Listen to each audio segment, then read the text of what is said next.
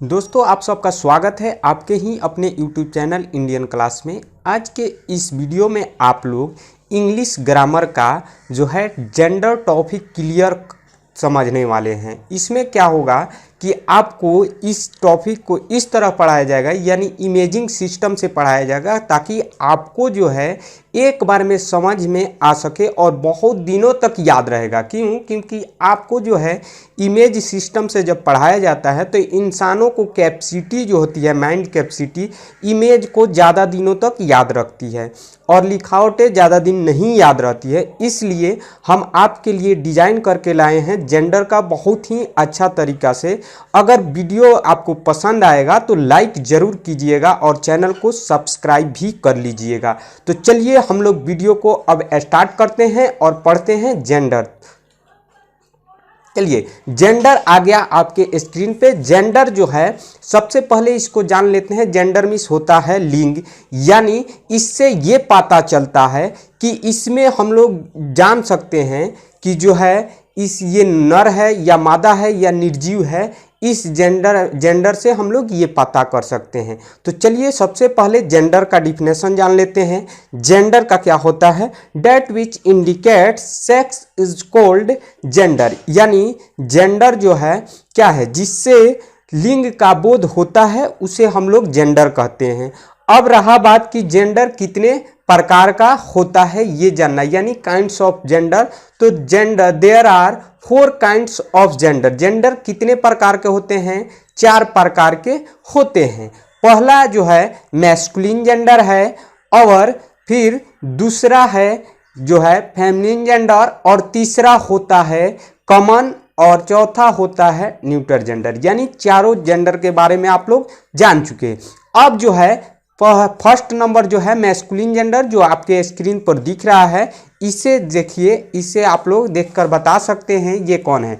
यानी ये masculine gender जो है, इसे हम लोग क्या किससे समझेंगे? तो मैस्कुलिन का हिंदी से ही आपको समझ में आ चुका होगा कि मैस्कुलिन मीन्स होता है पुल्लिंग, यानी पुरुष जाति का बोध हो, जिससे क्या हो, केवल पुरुष जाति का बोध हो, उसे हम लोग कहते हैं मैस्कुलिन जेंडर। जैसे में आपके स्क्रीन पे दिख रहा होगा, फर्स्ट नंबर एग्जांपल है बॉय, जो कि आपको इमेज में भी दिख रहा है बॉय।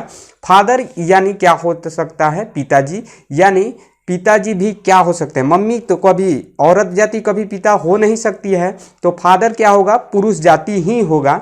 तो फादर हो गया, डॉग हो गया, और फिर क्या है, यानी एटसेट्रा, यानी जिससे केवल पुरुष जाति का बोध हो। ऐसा शब्द होना चाहिए जो पुरुष जाति का बोध कराता है, उसे हम लोग क्या कह सकते हैं? मैस्कुलिन जेंडर कह सकते हैं। नेक्स्ट है आपके स्क्रीन पे फेमिनिन जेंडर। फेमिनिन जेंडर किसे कहते हैं? यानी स्त्रीलिंग, जिससे केवल क्या हो, स्त्री जाति का बोध हो, यानी केवल स्त्री जाति का बोध कराता है। ऐसा शब्द जिससे केवल स्त्री जाति का बोध हो, उसे हम लोग फेमिनिन जेंडर कहते हैं। जैसे आपके स्क्रीन पे एग्जाम्पल भी दिख रहा है, तो चलिए एग्जाम्पल देखते हैं।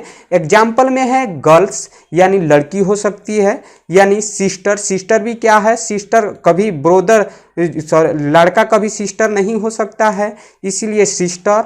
मदर, बीच यानी कुतिया, ये सब क्या है? स्त्रीलिंग का बोध कराती है, यानी नारी जाति का बोध हो रहा है, उसे हम लोग क्या कहते हैं? फेमिनिन जेंडर कहते हैं। नेक्स्ट है आपके स्क्रीन पे थर्ड नंबर कॉमन जेंडर, यानी ये दोनों का जो कॉमन शब्द है, ऐसा शब्द जो क्या हो, मैस्कुलिन और फेमिनिन दोनों जाति का बोध कराता हो, उसे हम लोग कॉमन जेंडर कहते हैं।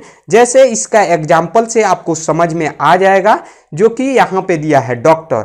जैसे डॉक्टर क्या हो सकते हैं? डॉक्टर यानी एक मर्द भी बन सकता है और एक औरत भी बन सकती है, यानी समझ जाइए कि ये दोनों जाति का बोध कराता है। डॉक्टर कैसा शब्द है कि ये जो है दोनों जाति का बोध कराता है, इसलिए ये कॉमन वर्ड है।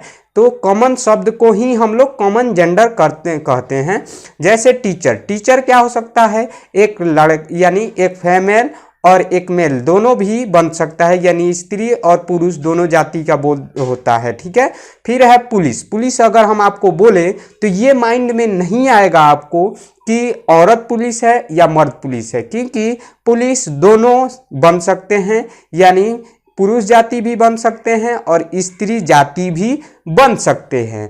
नेक्स्ट है स्टूडेंट। स्टूडेंट क्या हो सकता है? स्टूडेंट भी कॉमन शब्द है, जैसे आप लोग हैं, लड़की भी हो सकती है और लड़का भी हो सकता है, एटसेट्रा इस तरह का जो है कॉमन वर्ड में आता है, इसलिए इसे हम लोग कॉमन जेंडर कहते हैं। नेक्स्ट है आपके स्क्रीन पे न्यूटर जेंडर। न्यूटर जेंडर में क्या कहता है, यहाँ पे देखेंगे कि नपुंसक। नपुंसक मीन्स क्या हो रहा है यहाँ पे, जैसे नपुंसक यानी न्यूटर जेंडर किसे कहते हैं, तो जिससे छोटे छोटे कीड़े मकोड़े या निर्जीव पदार्थों का बोध हो, उसे हम लोग क्या कहते हैं, न्यूटर जेंडर कहते हैं। जैसे आपके स्क्रीन पे एग्जाम्पल आ चुका है, एंट यानी चींटी क्या है, सजीव है पर छोटी है, इसलिए ये न्यूटर जेंडर के अंदर आएगा। बटरफ्लाई क्या है, छोटा है, छोटी है, इसीलिए ये क्या होगा, ये भी न्यूटर जेंडर के अंदर आएगा। कार बहुत बड़ी है पर क्या है, ये निर्जीव है, इसलिए इसे हम लोग क्या कहेंगे, न्यूटर जेंडर में लेंगे।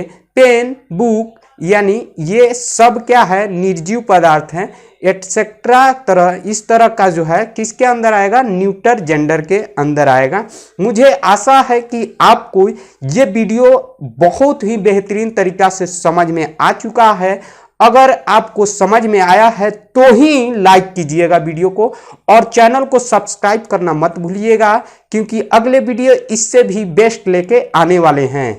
अब जो है इस वीडियो को जरूर से जरूर अपने दोस्तों के पास शेयर कर दीजिए, क्योंकि आपका दोस्त भी पढ़ने के लिए ये बेताब है। वीडियो देखने के लिए धन्यवाद।